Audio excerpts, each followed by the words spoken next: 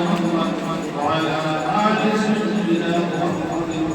بعدد كل داء ودواء وبعدد كل علة وشفاء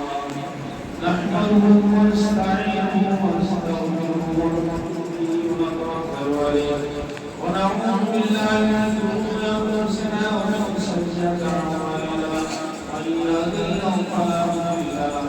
ومن يضلل فلا هادي له ونشهد أن لا إله إلا الله وحده لا شريك له نشهد أن سيدنا ومولانا محمدا عبده ورسوله صلى الله تعالى عليه وآله وسلم أعوذ بالله من الشيطان الرجيم بسم الله الرحمن الرحيم يا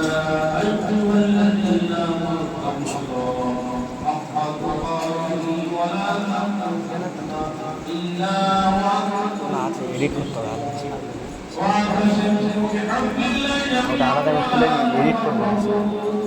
صدق الله العظيم সম্মানিত উপস্থিতি ওলামায়ে নাম্বারটা না হোয়াটসঅ্যাপে কর্মীরা এবং আমাদের এলাকার মুরব্বী বাবাজিরা আমাদের ভূমিকা নেওয়ার সময় আমাদের খাওয়া দাওয়া আমরা এখানে এসেছি আল্লাহর ভালোবাসা এটা একটা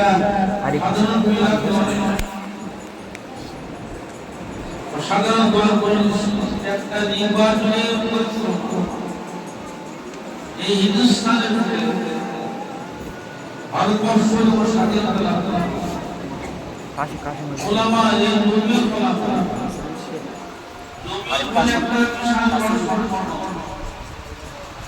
জ্ঞানী গুণী আলেম ওলামাদের পরিচালিত ভারতবর্ষে আমাদের এক সংগঠন রাজনীতি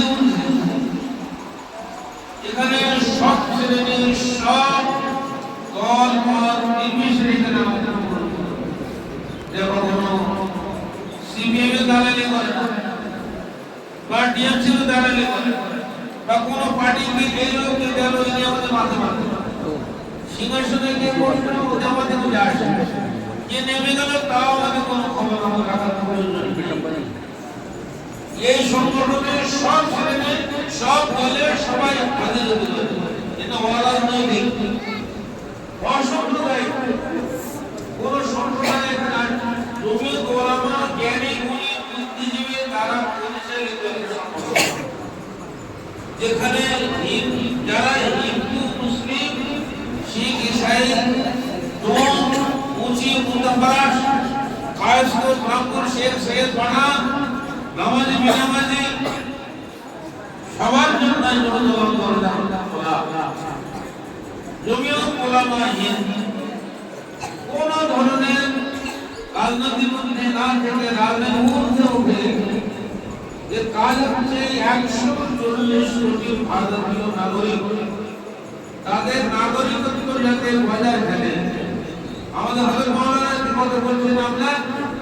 জন্মসূত্রে এখানে ভারতের নাগরিক আমাদের ভূমিপুত্র এদেশে এটা আমাদের মাতৃভূমি আমরা অন্য থেকে আসি মৃত্যু থেকে থাকবো কেমনে থাকবো সুতরাং এই থাকার অধিকার সে হিন্দু হোক মুসলিম হোক